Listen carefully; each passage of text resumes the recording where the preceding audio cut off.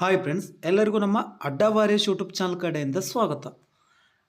ನಾವು ಇವತ್ತಿನ ವಿಡಿಯೋದೊಳಗೆ ಯಾವ ಒಂದು ಟಾಪಿಕ್ ಬಗ್ಗೆ ಚರ್ಚೆ ಮಾಡ್ತಾ ಹೋಗೋಣಪ್ಪ ಅಂದರೆ, ನಿನ್ನೆ ದಿನ ಏಪ್ರಿಲ್ 7 ಸ್ನೇಹಿತರೆ.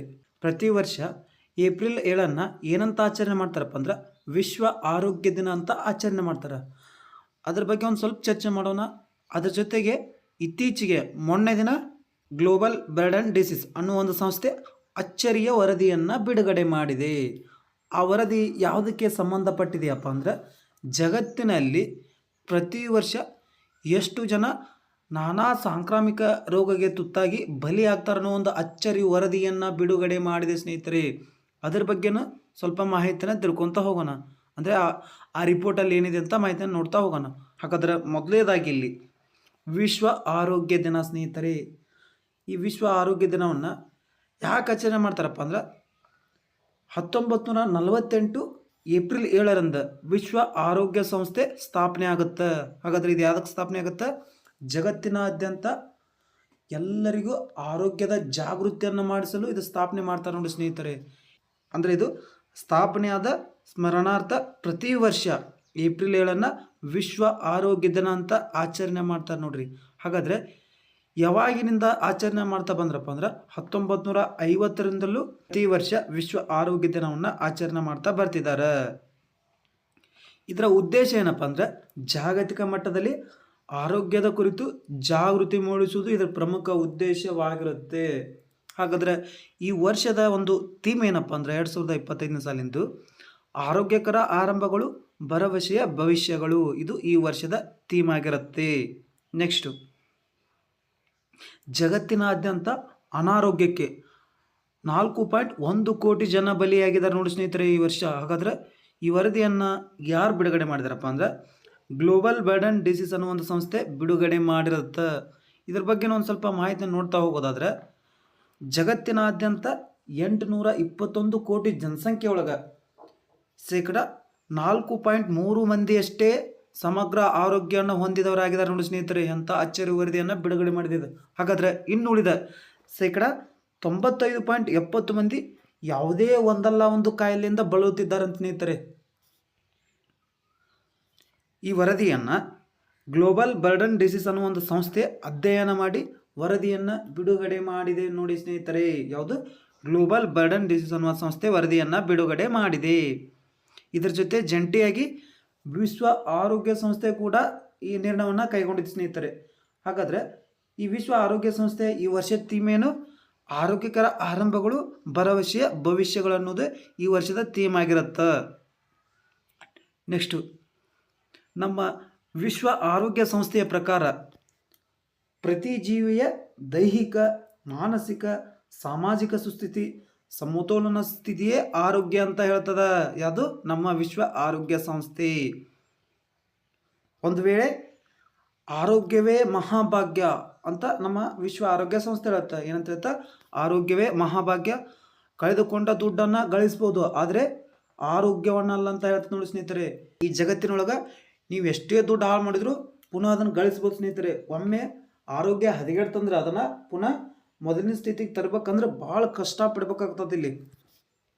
ಹಾಗಾದರೆ ಪ್ರತಿ ವರ್ಷವೂ ಈ ಜಗತ್ತಿನೊಳಗೆ 4.1 ಕೋಟಿ ಜನರು ಯಾವುದೇ ಅನೇಕ ನಾನಾ ಕಾಯಿಲೆಗಳಿಂದ ಅನಾರೋಗ್ಯಕ್ಕೆ ಬಲಿಯಾಗ್ತಿದ್ದಾರೆ ನೋಡಿ ಸ್ನೇಹಿತರೆ. ನೆಕ್ಸ್ಟು, ಜಗತ್ತಿನಾದ್ಯಂತ ರಾಷ್ಟ್ರಗಳಲ್ಲಿ ಒಟ್ಟು 97.5 ಕೋಟಿ ಜನರು ಮಾನಸಿಕ ಆರೋಗ್ಯ ಸಮಸ್ಯೆಯನ್ನು ಎದುರಿಸ್ತಿದ್ದಾರೆ ನೋಡಿ ಸ್ನೇಹಿತರು. ಎಷ್ಟು?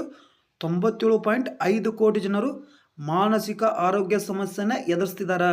ನೆಕ್ಸ್ಟು, ಸಮಯಕ್ಕೆ ಸರಿಯಾಗಿ ಸೂಕ್ತ ಲಸಿಕೆ ಹಾಕದ ಕಾರಣಕ್ಕೆ ಪ್ರತಿ ವರ್ಷ 15 ಲಕ್ಷ ಮಕ್ಕಳು ಸಾವನ್ನಪ್ತಿದ್ದಾರೆ ನೋಡಿ ಸ್ನೇಹಿತರೆ. ಎಂಥ ಅಚ್ಚರಿಯ ವರದಿಯನ್ನು ಇದು ಬಿಡುಗಡೆ ಮಾಡಿದೆ. ನೆಕ್ಸ್ಟು, ಶೇಕಡ 50ರಷ್ಟು ವಯಸ್ಕ ಭಾರತೀಯರಿಗೆ ದೈಹಿಕ ಕ್ಷಮತೆ ಕೊರತೆ ಇದೆ.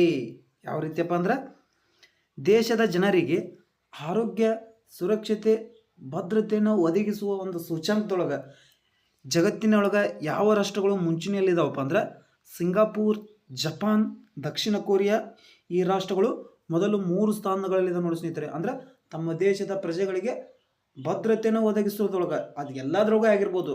ಯಾವುದು ಮುಂಚೂಣಿಯಲ್ಲಿದ್ದಾವೆ? ಈ 3 ರಾಷ್ಟ್ರಗಳು ಮುಂಚೂಣಿಯಲ್ಲಿದ್ದಾವೆ. ಹಾಗಾದರೆ ನಮ್ಮ ಭಾರತದ ಸ್ಥಾನ ಎಲ್ಲೈತಪ್ಪ ಅಂದ್ರೆ ಇದ್ರೊಳಗೆ 195 ರಾಷ್ಟ್ರಗಳ ಒಳಗೆ ಅಂದಿದ್ದು ಈ ವರದಿಯನ್ನು 195 ರಾಷ್ಟ್ರಗಳನ್ನು ಅಧ್ಯಯನ ಮಾಡಿ ವರದಿ ಬಿಡುಗಡೆ ಮಾಡಿ ಸ್ನೇಹಿತರಿದೆ. ಇದರಲ್ಲಿ ನಮ್ಮ ಭಾರತ ದೇಶದ ಸ್ಥಾನ 66ನೇ ಸ್ಥಾನದೊಳಗಿದೆ.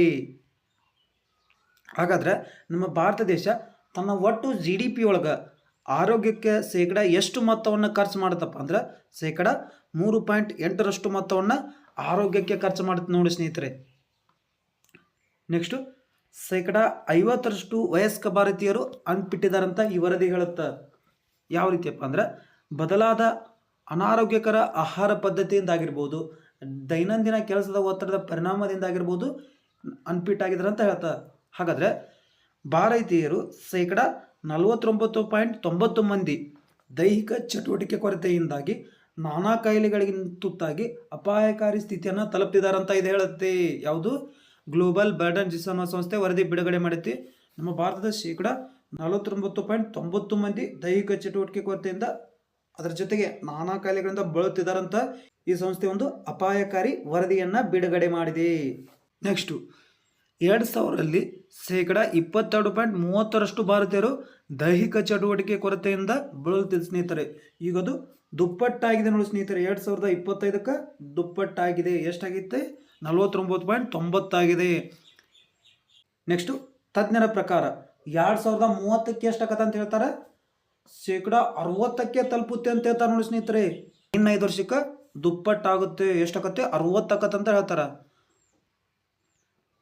ನೆಕ್ಸ್ಟು ಜಗತ್ತಿನೊಳಗೆ ಆರೋಗ್ಯಕರ ರಾಷ್ಟ್ರಗಳೊಳಗೆ ಮುಂಚೂಣಿಯಲ್ಲಿ ಯಾವಿದಪ್ಪ ಅಂದ್ರೆ ಜಪಾನ್ ಇದೆ ಸ್ನೇಹಿತರೆ. ಹಾಗಾದರೆ ಜಪಾನ್ ದೇಶದ ಪ್ರಜೆಗಳ ಜೀವಿತಾವಧಿ ಎಷ್ಟು ವರ್ಷ ಇದೆ? 84.85 ವರ್ಷ ಇದೆ. Next Switzerland ಇವ್ರದ್ದೆಷ್ಟಿದೆ? 84.99 ವರ್ಷ ಇದೆ. ಆಸ್ಟ್ರೇಲಿಯಾ ಇವ್ರದ್ದು 84.07 ವರ್ಷ ಇದೆ. ನೆಕ್ಸ್ಟು ಸ್ಪೇನ್ ಇವ್ರದ್ದು 83.80 ವರ್ಷ ಇದೆ. ನೆಕ್ಸ್ಟು ನಾರ್ವೆದವ್ರದ್ದು 83.46 ವರ್ಷ ಜೀವಿತಾವಧಿ ಇದೆ. ನೆಕ್ಸ್ಟು ಸ್ವಿಟ್ಜರ್ಲ್ಯಾಂಡ್ದವರು ಇವ್ರದ್ದು 83.42 ವರ್ಷ ಇದೆ. ನೆಕ್ಸ್ಟು ಐಸ್ಲ್ಯಾಂಡ್ ಇವ್ರದ್ದು 83.01 ವರ್ಷ ಇದೆ. ನೆಕ್ಸ್ಟು ಲಕ್ಸಂಬರ್ಗ್ ಇವ್ರದ್ದು 82.36 ವರ್ಷ ಜೀವಿತಾವಧಿ ಇದೆ ಅಲ್ಲಿ ಪ್ರಜೆಗಳದ್ದು. ನೆಕ್ಸ್ಟು ಫಿನ್ಲ್ಯಾಂಡ್ ಅಲ್ಲಿ ಅವ್ರದ್ದು 82.08 ವರ್ಷ ಜೀವಿತಾವಧಿ ಇದೆ. ನೆಕ್ಸ್ಟು ಬ್ರಿಟನ್ದವ್ರದ್ದು 81.45 ವರ್ಷ ಜೀವಿತಾವಧಿ ಅಲ್ಲಿ ಪ್ರಜೆಗಳದ್ದು ಕಂಡು ಬರುತ್ತೆ. ಹಾಗಾದ್ರೆ ನಮ್ಮ ಭಾರತದ ಪ್ರಜೆಗಳದ್ದು ಎಷ್ಟಿದೆ ಪ್ರಸ್ತುತ? 65 ಒಳಗಿದೆ ನೋಡಿ ಸ್ನೇಹಿತರೆ.